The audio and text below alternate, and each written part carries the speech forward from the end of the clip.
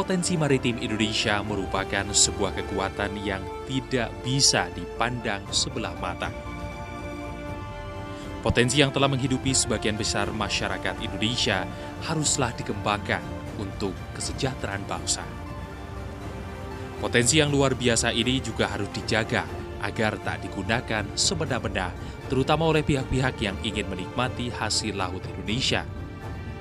Menjadi poros maritim dunia, Indonesia harus memulainya sebagai negara maritim yang kuat. Sejumlah instansi diberi tanggung jawab mengamankan wilayah laut Indonesia, yaitu Kementerian Kelautan dan Perikanan, TNI Angkatan Laut, Badan Keamanan Laut Republik Indonesia atau Bakamla, Kejaksaan Agung, Dirjen Bea dan Cukai, serta Baharka Polri.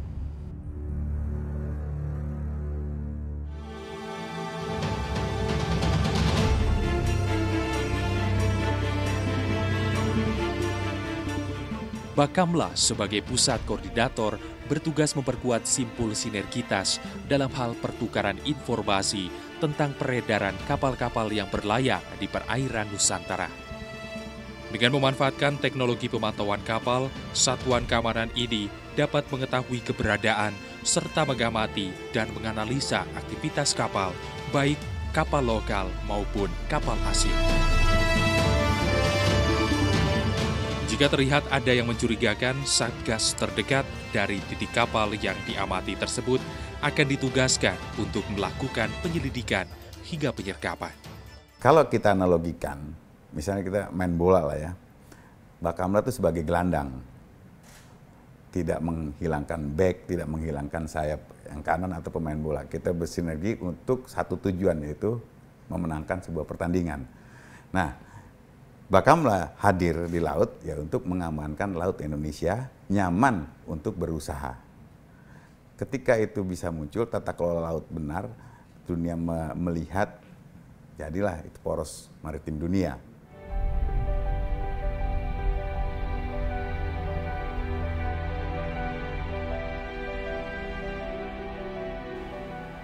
Pantauan keamanan laut Indonesia menyebar di seluruh penjuru Nusantara, mulai dari titik dalam hingga wilayah perbatasan. Salah satu daerah terluar di wilayah perbatasan yang kerap menjadi lokasi pelanggaran adalah perairan Natuna yang terletak di Laut Cina Selatan. Adanya potensi perikanan yang tinggi serta letak geografis yang bersinggungan dengan beberapa negara bertetangga menjadikan daerah ini rawan terjadi pelanggaran.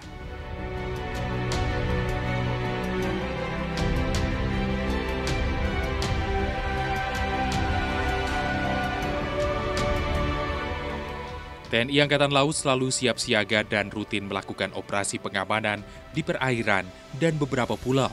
Seperti di perairan Natuna, pengamanan dilakukan di Pulau Midau, Pulau Laut, dan Pulau Subi.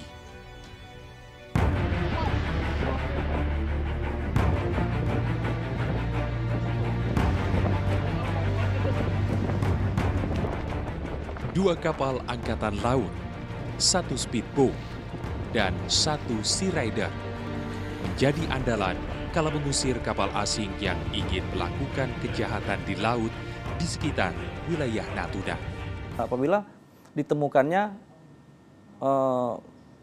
kapal-kapal nelayan asing yang beroperasi di wilayah perairan Natuna, itulah informasi itu yang kita dapatkan, seperti data collecting itu yang kita dapatkan, sehingga kita bisa plotting, kita distribusikan. Ya bisa KAL atau Sea Rider, atau kebetulan ada kapal perang di wilayah di bawah BKO dari Gugus Tempur Laut ataupun Gugus Keamanan Laut Armada Barat, bisa kita laporkan ke sana via radio untuk mengecek lokasi tersebut. Dan apabila ditemukan, nah itu bisa dibawa ke Lanal dan kita laksanakan proses penyidikan lebih lanjut di sini.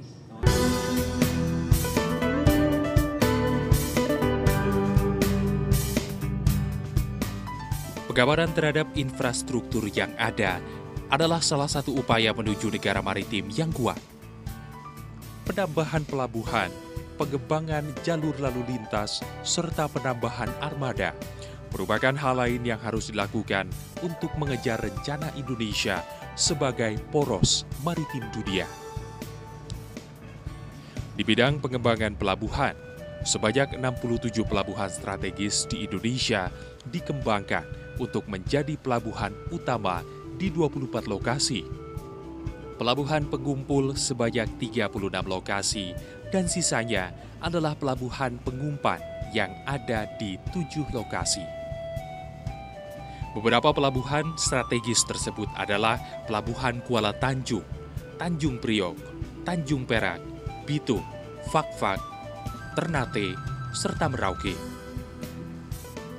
Selain pembangunan pelabuhan, penambahan armada kapal, serta pengembangan jalur lalu lintas di perairan Laut Nusantara merupakan hal yang tak kalah penting. Program pembangunan tol laut berupa konsep yang menghubungkan pelabuhan-pelabuhan di seluruh Nusantara telah menjadi prioritas Presiden Joko Widodo sejak awal pemerintahannya. Tahun ini pemerintah telah mengeluarkan anggaran 800 miliar untuk membeli 7 kapal baru dan melakukan perbaikan 4 kapal yang lama untuk melayani rute-rute baru sehingga harga-harga bisa semakin turun. Itu salah satu salah satu yang dilakukan oleh kita. Dan itu membuat tol laut itu tidak hanya meningkatkan kesejahteraan karena menurunkan harga, tapi juga menunjukkan bahwa kita bisa membangun Indonesia dari pinggiran, dari sisi luar Indonesia. Pemerintah sebagai penyelenggara negara harus memiliki regulasi atau peraturan hukum di sektor maritim dan harus ditegakkan dengan seksama. Selain regulasi yang disusun berdasarkan situasi dan kondisi di dalam negeri, pemerintah Indonesia juga menjalin hubungan internasional dengan negara lain. Hal ini akan memperkuat perairan Nusantara maupun perairan sekitar wilayah Indonesia yang akan menjadi lalu lintas kapal-kapal internasional. Lalu kalau kita menghadapi masalah yang terkait dengan perkembangan isu geostrategis, isu politik regional misalnya, kita bekerjasama dengan negara-negara di Asia Tenggara untuk menciptakan suatu situasi politik yang lebih damai di kawasan kita sekarang ini. Regulasi yang diperlukan tidak hanya menyangkut keamanan wilayah, namun juga meliputi pelestarian ekosistem dan kekayaan sumber daya alam serta hayati laut Indonesia. Rencana pemerintah menjadikan Indonesia sebagai poros maritim dunia memang ditargetkan untuk waktu jangka panjang. Upaya konsisten yang berkelanjutan serta semangat gotong royong seluruh warga Indonesia tentu akan memuluskan tercapainya rencana ini. Negara maritim yang kuat menjadi landasan Indonesia sebagai poros maritim dunia.